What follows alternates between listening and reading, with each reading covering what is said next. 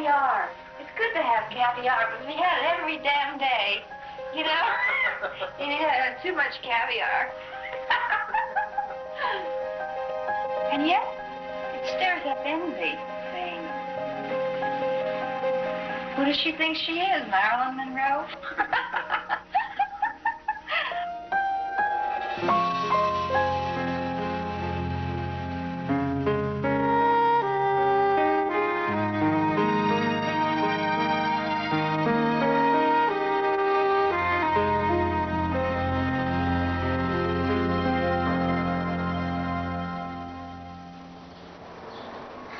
I arrived at Marilyn's house in Brentwood, which is just outside of L.A.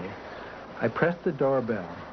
My heart was pounding because I absolutely had no idea what to expect. When her housekeeper opened the door, I was amazed. In front of me was a virtually empty living room. There was nothing in it but a couple of chairs. I put the tape recorder on the floor and was kneeling down trying to get it to work. Suddenly, in front of me, I saw yellow slacks, and a voice said, "Is there anything I can do to help?" And so that's the way I met Marilyn Monroe, on my knees. She looked great. She'd had her hair and makeup done, but she was clearly troubled. And I saw a roller coaster of moods, intensity, a lot of anger and sadness, as we discussed how her life had been changed by fame. You know, since this article is going to be on fame, I like to state here and now, fame is fickle. And I know it. It has its compensations. It does. But it also has its drawbacks. And I've experienced both. Very nice. Some girl. What has Marilyn Monroe got that a million other women have and prefer not to show? I think it's wonderful. I think it's wonderful, wonderful, wonderful. Fame and happiness, it seems to me, is certainly temporary and a partial happiness, or a waif. And I'm not calling myself an orphan, but I was brought up a waif.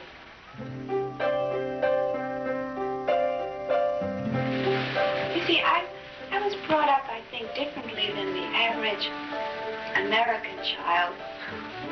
Because, no, but the average American child sort of, you know, like to be happy, you know. To be happy, that's it. Gee, happiness wasn't anything I ever took for granted. I loved to play. I didn't like the world around me too much because it was kind of grim.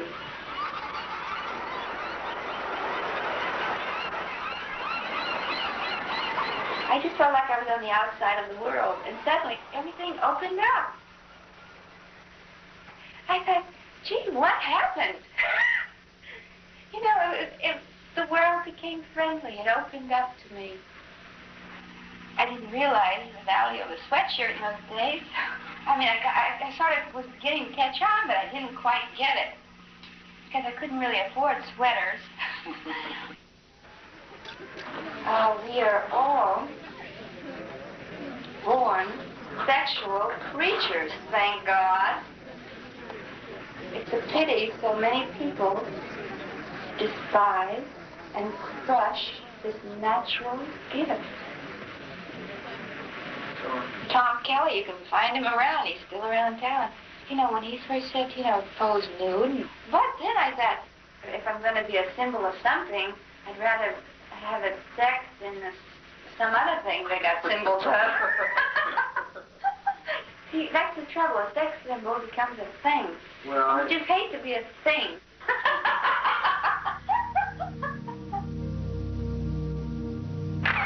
She had that wild laugh, sort of a trademark, but in the interview, it seemed to come out at odd moments, out of place. Marilyn gave her fans the credit for her fame. She felt she never had respect from the Hollywood studios, and only her adoring fans really understood her, and they had made her a star. Talking about them were the only really happy moments of the whole interview. If I am a star, the people made me a star. There was no studio and no person. But the people did. There was a reaction that came in to the studio. I mean, standing there, you can't imagine. And they say, you know, you're the only star that they've got, or you're the sensitive star, you know, and they look at me as if I was nuts. Marilyn, on behalf of Look magazine, I'd like to present to you the Look Achievement Award as the most outstanding feminine newcomer of 1952. Congratulations.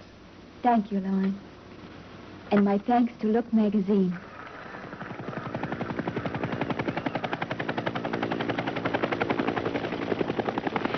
Gee, I never felt I had an effect on people until I guess I was in Korea. I don't think until then, really, because studios that I worked with always said, remember one thing, you're no star. Sometimes people want to see if you're real. They kind of look to you, towards you, for some kind of, something that's, I guess, away from their everyday life. I guess you call that entertainment, huh? And we all lose our charms in the end. We're cut or pear-shaped, these rocks don't lose their shape. Diamonds are a girl's best friend.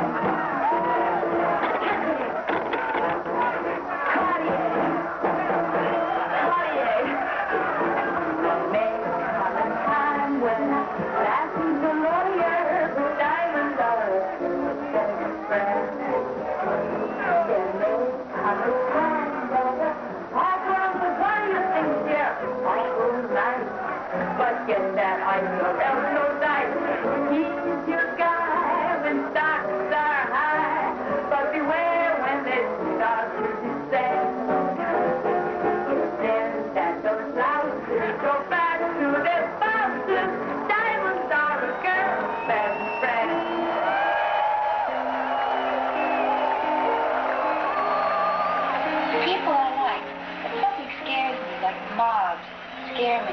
But people, that's something you can trust. Coming out of my apartment in New York, you know, 57th Street, when I come out of the door, they say, Marilyn, hi, how do you feel this morning? You know, to me, it's an honor. At first they whistle because, you know, they think, oh, it's a girl, she's got blonde hair, she's not out of shape.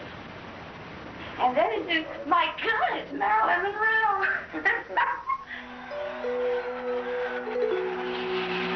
And I think that sexuality is only attractive when it's natural and spontaneous. This is where a lot of them miss the boat. You know what I mean?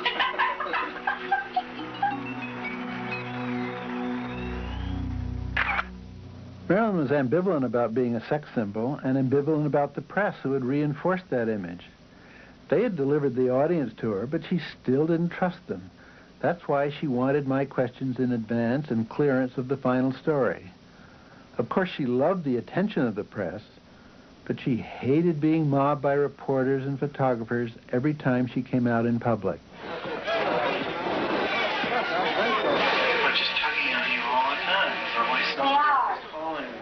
They are, and I don't want to sound paranoid, but they are. They don't like sort of a chunk, you know, somehow. I mean, they kind of take, like, pieces out of you. And I don't think that they realize it. Where are you going from here? We got a car. Miss Monroe and I got in a new car. Apparently nobody has been seriously hurt or maimed.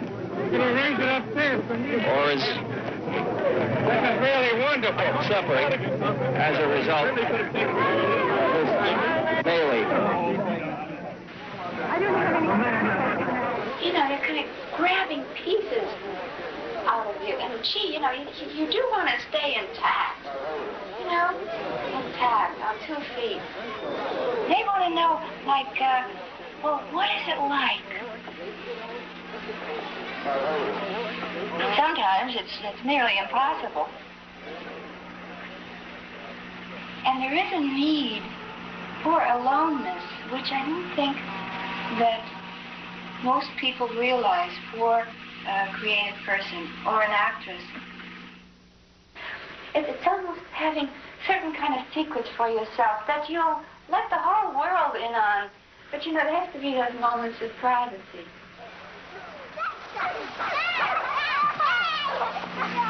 I used to laugh so loud and so gay. I would ask the boys, I said, can I ride your bicycle now? And they said, sure. And then I'd go zooming, but I started to laugh in the wind, you know, riding down the block, laughing, you know.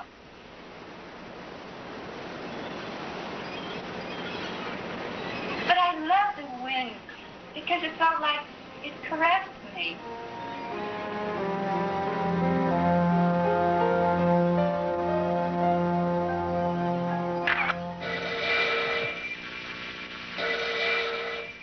Marilyn only got a couple of phone calls during the entire interview, and once when the phone rang, Marilyn told her housekeeper, "If it's an Italian, tell him I'm not here." I believed she was referring to Joe DiMaggio. Marilyn had 3 marriages, but all were failures. She didn't even want me to mention her first marriage at age 16 to a sailor. Well, I have to explain to you, I was never used to being happy. So that wasn't something I was sort of counting on. I think I counted on it, yes, in marriage. When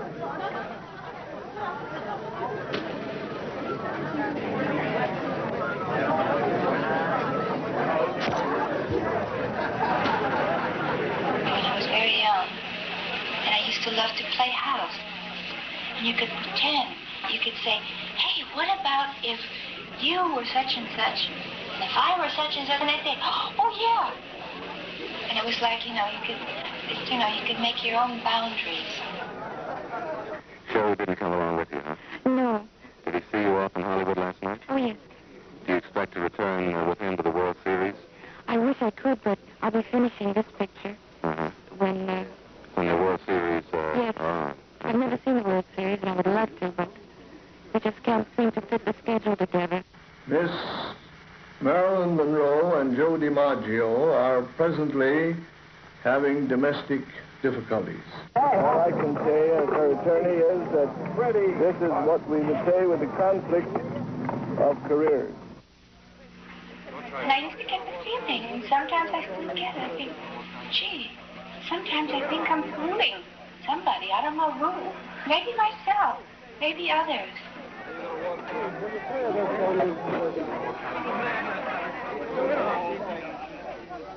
Mr. Miller, why did you file an application for passport? I wanted to go to England. For what reason? You guess. We'd like you to I wanted to be with the woman who is going to be my wife. You mean Marilyn Monroe? That's correct. When are you planning to have some children? Well, I'm not married yet, dear.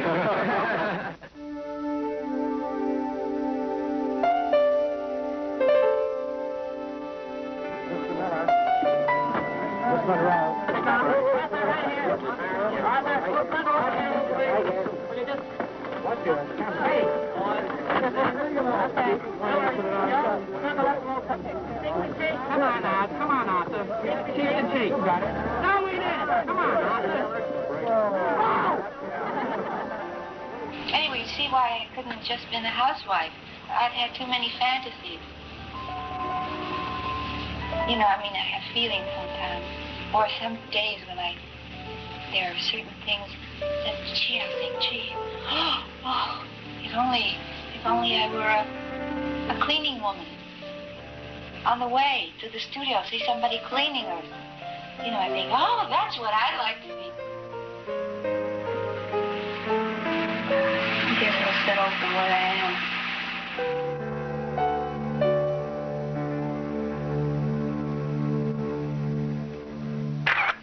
Say, would you like a drink? No. Oh, come on, have a little. Late in the interview, Marilyn began drinking champagne, and the more she drank, the more angry and defensive she became. She spilled out all the hurt over her treatment by Hollywood during 15 years in the movies. To me, she was like a record stuck in a groove. She felt they had never treated her like a star. Her anger really flashed when I asked her, very innocently, I thought, how she cranked herself up for her acting role. You know, the business of you cranking yourself up to appear before the camera. Is part of what you're doing? I don't crank anything. You know, I'm not a Model T. Yeah, I don't crank. I don't know, but I think that's kind of disrespectful to kind of refer to it that way. We are not machines, no matter how much they want to say we are not. I want to be an artist, an actress with integrity. When I'm older, then I'll play other kinds of parts. My teacher, Lee Strasberg, always said to me, you know, I said, I don't know what's wrong with me, but I'm a little nervous. He says, when you're not, give up. Because nervousness indicates sensitivity. I guess I think we just go out there, you know, that's all we do. You go out there and do it. But it's a real struggle. I mean, I really have to struggle. You've read there was some actor that once said about me that kissing me was like kissing Hitler. Oh, my God. Well, I think that's, you know, his problem. Gee. And if I really have to do intimate love scenes with an individual who really has these kind of feelings towards me, then my fantasy can come into play. In other words, out with him, in with somebody else. There's somebody else there, not him. He was never there. I think, in fact, the public would be quite disillusioned the way the industry treats its stars. I remember when I got the part in Gentlemen Prefer Blondes, Jane Russell, she was the brunette in it, and I was the blonde. She got $200,000 for it, and I got my $500 a week, but to me that was considerable. But the only thing was I couldn't get a dressing room. And I said, I really got to this kind of a level. I said to them, look, after all, I am the blonde, and it is Gentlemen Prefer Blondes. Because they always kept saying, remember, you're not a star. I said, well, whatever I am, I'm the blonde. I mean, it got to that. But, you know, I start to sound paranoid or something. I don't think I am. I think that every weakness is exaggerated. A lot of people have real quirky problems. They wouldn't dare have anyone know. But one of my problems is that I'm late. Well, for instance, I guess they think that why I'm late, they have to do with some kind of arrogance. And I think it's the opposite of arrogance, just as a starter. Let's start with that. It's the opposite. I mean, the things they sent out about me from this corporation over here, we'll leave nameless. And then? That I've never lost sight of the fact that I am not at a studio at any time for discipline or to be disciplined. If you have a cold, how dare you have a cold? I mean, the executives can get cold and stay home for, you know, forever and phone it in. But how dare you get a cold? Marilyn refused to acknowledge any responsibility for missing so many days on the set at Fox. She claimed she was sick, but the studio just didn't believe her. And in the midst of it all, Marilyn took off 2 more days to travel from Hollywood to New York to sing Happy Birthday to President Kennedy, whom she spoke of rather coyly, I thought, as a complete stranger. I was honored when they asked me to appear at Madison Square Garden. In the history of show business, perhaps there has been no one female who meant so much, who has done more. It's like a hush came over the whole place, which, you know, I thought, oh, my God. You know, if I'd been wearing a slip, I would have thought it was showing or something. The late Marilyn Monroe. There was kind of this hushed squawk there that, oh, my God, what if no sound comes out? And then you think, my God, I'll sing this song if it's the last thing I'll ever do. You know?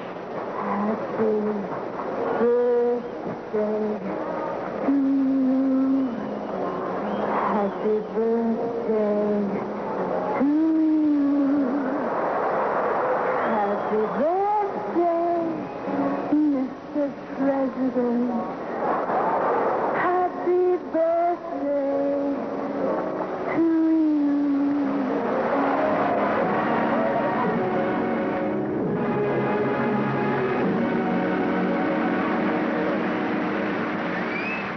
I can now retire from politics after having had happy birthday sung to me in such a sweet, wholesome way.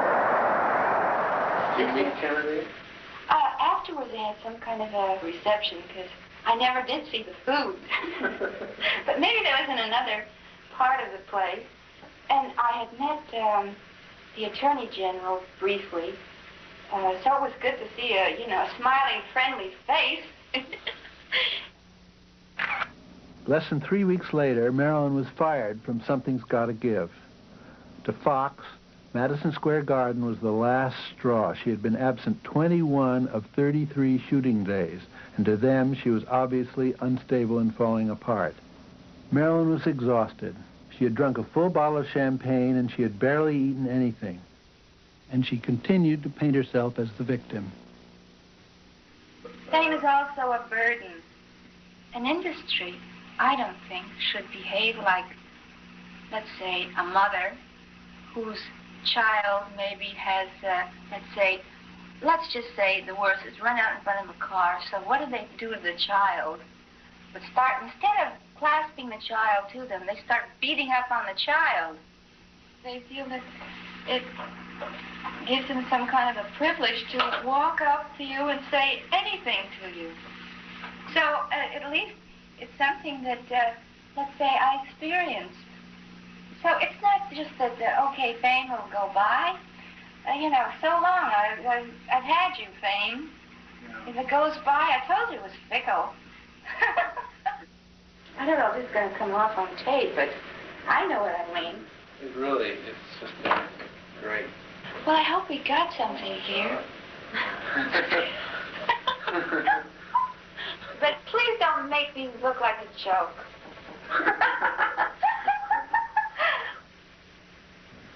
Those were the last words she said to me.